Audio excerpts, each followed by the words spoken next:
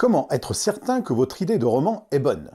Comment savoir si cette idée qui vous titille depuis plusieurs semaines, plusieurs mois, peut-être même plusieurs années, va vous permettre d'aller au bout de tout le travail d'écriture pour produire un livre de 300 pages ou peut-être plus? Comment savoir si vous n'allez pas tout simplement sécher au bout d'une centaine de pages qui iront ensuite prendre la poussière au fond d'un tiroir? Dans cette vidéo, je vais vous expliquer comment vous assurer que votre idée est suffisamment riche pour vous permettre d'avoir assez de matériaux pour l'écriture d'un roman complet. Je vais vous révéler quelle est l'erreur que commettent quasiment tous les débutants qui se lancent dans l'écriture d'un premier roman et comment l'éviter. Et surtout, je vais vous donner 3 techniques que j'utilise personnellement pour trouver des idées d'histoire, que ce soit pour des romans ou pour des nouvelles. Amis des auteurs. Si vous cherchez Saint-Germain-des-Prés, vous êtes dans la mauvaise direction. J.L. Trevor nous a fait des crêpes. Je fous tout en l'air. Et donc tu fais le con tous les mois? Je fais le con tous les mois. Ça va faire de la pub, l'ami des auteurs, mais pas comme vous croyez. Salut les scribouillards. Aujourd'hui, on va se pencher sur le cas des méthodistes. Ces gens qui, comme vous commencez à le savoir si vous suivez la chaîne, vous vendent toutes sortes de conseils, de techniques pour écrire un livre. Et alors j'en ai pris un. J'ai pris une vidéo d'un méthodiste sur YouTube. Vidéo que j'ai floutée parce qu'il ne s'agit pas de clasher qui que ce soit ou d'attaquer. J'aurais pu prendre n'importe quelle vidéo et on va écouter un petit peu ce qu'il raconte et on va voir ce qu'il a à nous dire et ce que j'en pense. Alors allons-y. Alors, quelle est la plus grosse erreur des débutants quand il s'agit de trouver une idée de roman? Eh bien, tout simplement, ils vont avoir une idée d'intrigue ou de monde imaginaire, de personnages ou même de scènes qu'ils vont trouver bonnes ou intéressantes et ils vont essayer de construire une intrigue autour de cette idée, le plus souvent en appliquant une structure comme le voyage du héros ou la structure en 3, 5 ou 7 actes. Hélas, en faisant ainsi, la plupart vont se retrouver bloqués au tiers ou à la moitié de l'écriture de leur roman parce qu'ils vont vite se rendre compte qu'ils n'ont finalement pas grand-chose à dire et que leur intrigue est très prévisible. Bref, ils se retrouvent tout secs au milieu d'un désert créatif, leur gourde est vide et ils n'ont aucune idée de la direction à prendre pour trouver l'oasis la plus proche. Ce monsieur vous dit ce que d'après lui il faut faire. Moi, je ne vais pas vous dire ce qu'il faut faire ou ce qu'il ne faut pas faire. Je vais vous dire ce que moi je fais. Il vous dit que pour commencer un roman, il faut partir d'une idée. Moi, je ne pars pas d'une idée. Je pars d'un état de conscience. D'ailleurs, en préparant cette vidéo, m'est venue une réflexion qui me paraît fondamentale. Chacun de mes romans correspond à une étape de ma vie et constitue une étape dans mon évolution de conscience. Dans mon tout premier roman, Le Saut de Succubat,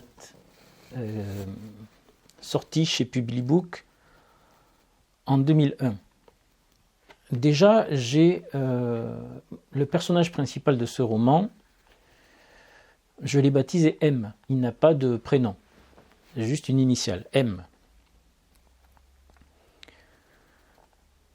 Je ne me suis jamais vraiment posé la question de pourquoi j'avais choisi cette lettre M. Et après coup, je me suis dit, tiens, c'est peut-être le M pour mystère, le M pour malédiction, puisqu'il est question de sorcellerie, il est question un petit peu d'occultisme. Et je me suis réveillé ce matin en comprenant que cette lettre M était tout simplement l'initiale de moi. Je suis parti de moi. Et mon tout premier personnage de fiction s'appelait M. Ce qui était une manière de me désigner en fait. Selon moi, si vous voulez écrire un roman qui vous ressemble, vous ne devez pas partir d'une idée. Vous devez partir de vous-même. Chacun de mes romans, disais-je, correspond à un état de conscience. C'est-à-dire correspond à une étape de ma conscience, à un moment donné de ma vie. J'ai écrit ce premier livre, Le Saut de Succubat, qui traite de l'étrange. Et suite à ce livre, l'étrange s'est manifesté dans ma vie, sous forme de synchronicité, sous forme de rencontres improbables. J'ai déjà parlé dans une de mes premières vidéos, peut-être dans la toute première même, la première ou la deuxième. J'ai parlé de ma rencontre avec l'écrivain Paulo Coelho, totalement improbable. Ma rencontre avec une personne qui a été, entre guillemets, entre gros guillemets, un guide spirituel pendant quelques mois et qui pratiquait les sciences occultes dans sa caravane. Je suis un jour entré dans sa caravane où se trouvait une dalle de marbre d'environ, de forme carrée, d'environ 1 mètre de côté.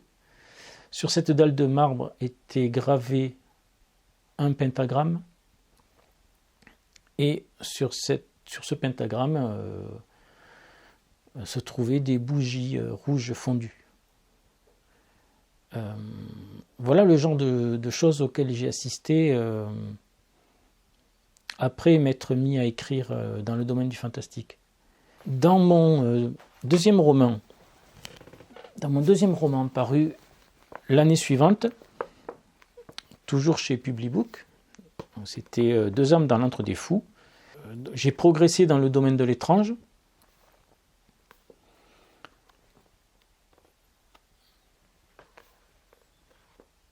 J'ai aussi évoqué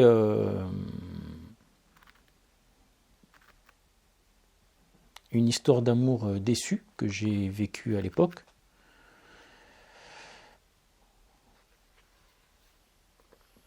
Et ainsi de suite. Enfin, chaque roman marque une évolution. Chaque roman part d'un état de conscience pour me conduire à un état de conscience plus élevé. Il ne s'agit pas d'idées là-dessus. Il ne s'agit pas de puiser des idées dans le monde extérieur. Il s'agit de puiser des idées en soi, de puiser des idées dans son vécu. Écoutons ce que notre méthodiste a à nous dire. En fait, je classe les idées en 3 catégories. Les idées faibles, les moyennes et les idées fortes. Prenons quelques exemples. Une idée faible serait une chasse au trésor basée sur des indices cachés à travers le monde. Une autre idée que je qualifierais de faible, une société secrète qui protège un grand secret historique. Ok, pourquoi pas. Ce sont des bons points de départ. Mais ils sont beaucoup trop faibles, trop vagues pour servir de base à un roman. Il n'y a pas assez de matière. Mais si je les associe l'une à l'autre, alors j'obtiens l'idée suivante. Une chasse aux indices à travers le monde pour révéler un secret historique. Et là déjà c'est mieux. Pas génial, mais mieux. Ça manque de détails. On ignore quels indices et surtout quels secrets. Mais c'est déjà mieux que tout à l'heure. C'est ce que j'appelle une idée moyenne.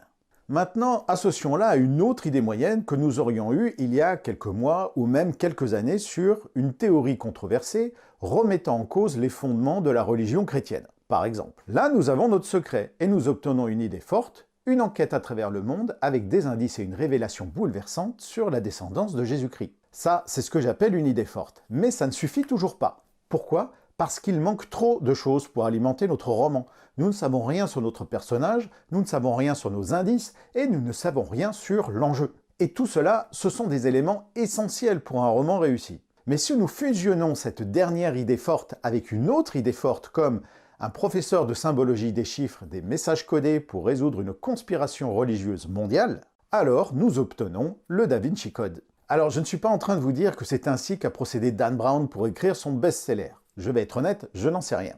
Mais c'est une possibilité. L'association d'idées faibles, moyennes ou fortes amène à l'idée qui vous amènera tout au bout du processus d'écriture de votre roman. On pourrait presque résumer ce mécanisme à un système mathématique. Idée faible plus idée faible égale idée moyenne plus idée moyenne égale idée forte plus idée forte égale idée de roman.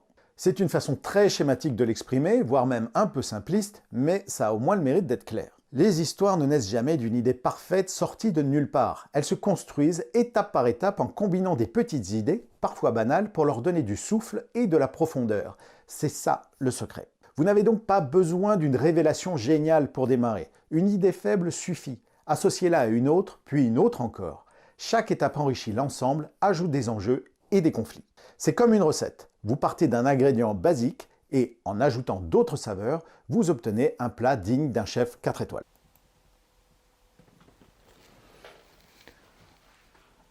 Un petit mot sur l'exemple choisi par cet auteur. Donc le Da Vinci Code.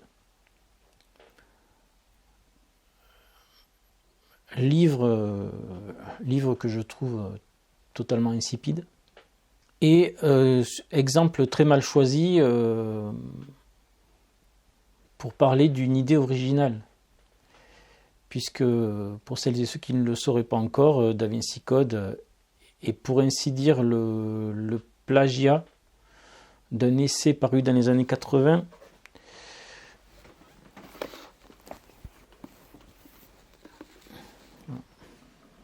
le message de Michael Bagent, Richard Lee et Henry Lincoln, un classique de la littérature ésotérique.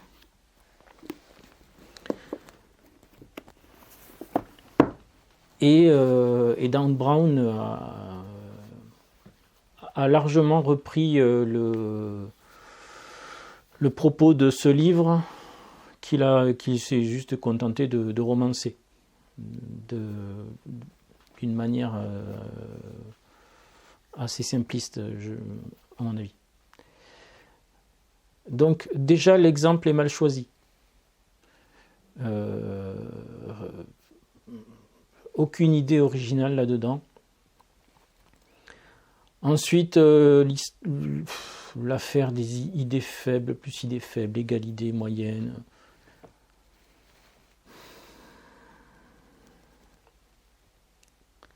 C'est se compliquer vraiment la vie. C'est aller chercher à l'extérieur. C'est se compliquer à aller chercher à l'extérieur tout un tas de ressources que vous devriez trouver à l'intérieur.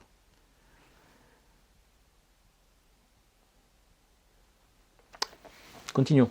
Voici les techniques que j'utilise personnellement et je vais même vous donner la technique qui me transforme véritablement en machine à idées. Le contact avec la nature associé à l'activité physique qui consiste simplement à marcher fait des miracles quand il s'agit de trouver l'inspiration. Ça, c'est vrai. Le problème, c'est que si vous n'avez pas été capable de comprendre ça tout seul,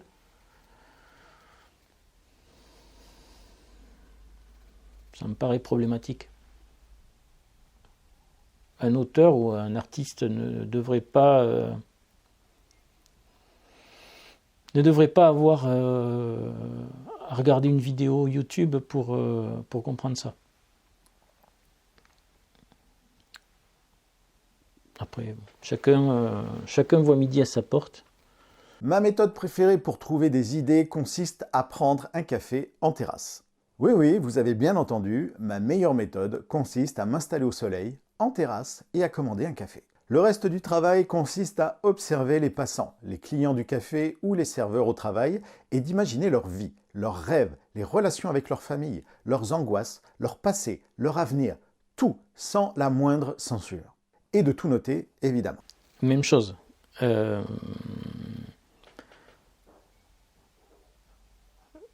L'auteur digne de ce nom, l'artiste digne de ce nom, selon moi, passe du temps seul, dans la nature et en ville. Dans la nature, il marche. En ville, il marche aussi ou il observe. D'ailleurs, dans la nature, il observe aussi. Est-ce que vous avez réellement besoin qu'un vidéaste vous explique ça? Pour que vous puissiez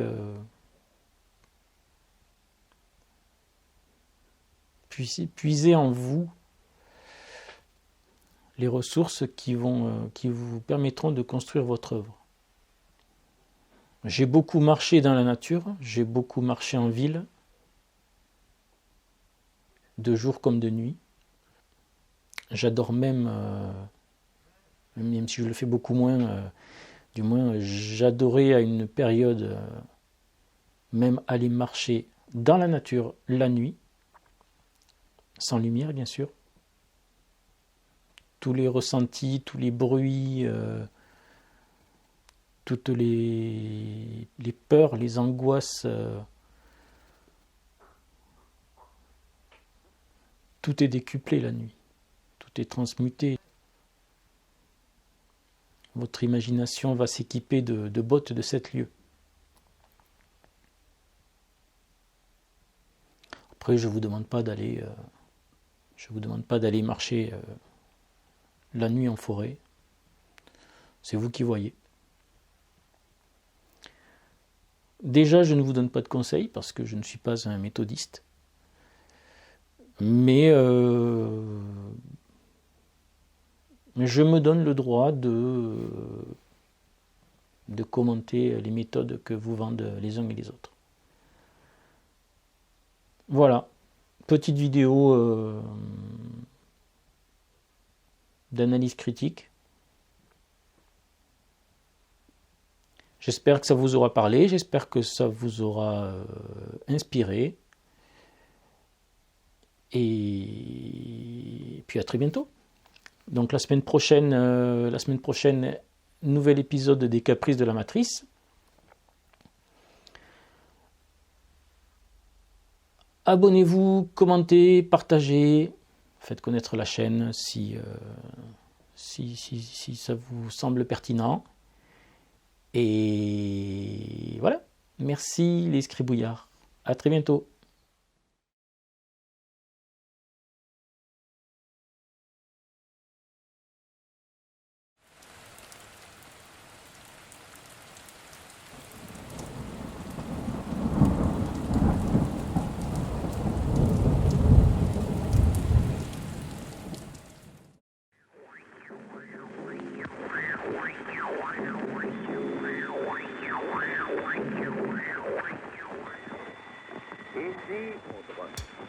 Voici le 6e bulletin d'information de la BBC. Veuillez tout d'abord écouter quelques messages personnels. La fortune vient en dormant. Heureux qui communiste a fait un long voyage. De Marie-Thérèse à Marie-Louise. Un ami viendra ce soir. Nous sommes dans ce qu'on a souvent appelé cette deuxième vague. Et donc la décision que nous avons prise, c'est en effet un couvre-feu. Ça y est, nous y sommes, confinement, vice de forme, couvre-feu, vice de norme, le scandale est énorme. Allume ta TSF, c'est tout ce qu'il te reste. Augmente le col de ta veste, le mal se répand comme la peste. Pas le Covid, coquille vide pour les candides. Le pouvoir assassine, le pouvoir endoctrine. Action aéroportée ou sous-marine. Livraison clandestine, on apporte la chloroquine. Restez sages, on gère les parachutages. On fait passer les messages, on se méfie des parasitages. On stocke nos provisions, on sécurise nos communications. On se faufile dans les bastions, on mène nos opérations. Ici Radio L'Ombre, les réseaux s'organisent. Nous agissons en noble car voici notre devise. Faites preuve de bon sens, nous on agit, on se déguise. Le marché noir avance, vérité voyage en valise. Amis, entends-tu le vol noir des corbeaux tristes? Nos partisans extrémistes, on nous appelle complotistes. Saboteurs activistes, ils nous attaquent, nous on résiste.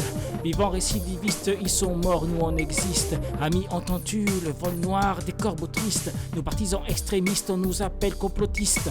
Saboteurs activistes, ils nous attaquent, nous on résiste. Vivants récidivistes, ils sont morts, nous on existe. Je l'ai écrit dans le langage des oiseaux.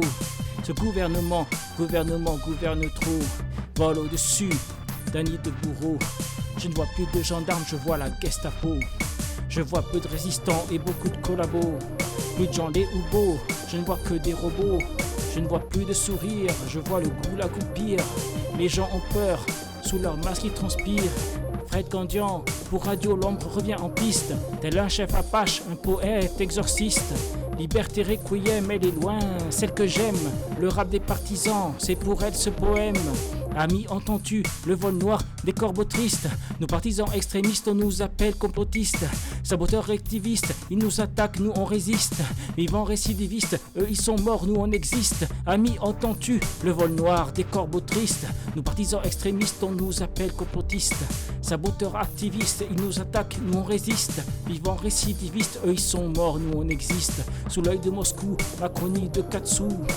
Les infos du JT protégées par tes barbelés. Balance des miettes cyniques à l'opinion publique. Du haut des miradors de la République. Les savants sont insultés, les dissidents sont censurés. Les récalcitrants molestés, les opposants sont arrêtés. La guerre est déclarée, la France est occupée. Mais je vous demande de ne pas vous inquiéter. Je vous demande de ne pas vous inquiéter. Car comme un otage outragé, la vérité sans masquer. Langage codé, action Potus confirmée. Des codeurs en panne, restés sur Odyssée. Je vous demande de ne pas vous inquiéter. On meurt fusillé, mais tel un phénix on renaît. Nos masques sont imposés, mais les leurs sont tombés. Avec le Christ en vérité, ils ne peuvent pas nous arrêter. Amis, entends-tu le vol noir des corbeaux tristes? Nos partisans extrémistes, on nous appelle complotistes. Saboteurs activistes, ils nous attaquent, nous on résiste. Vivants récidivistes, ils sont morts, nous on existe. Amis, entends-tu le vol noir des corbeaux tristes? Nos partisans extrémistes, on nous appelle complotistes. Saboteurs activistes, ils nous attaquent, nous on résiste. Vivants récidivistes, ils sont morts, nous on existe.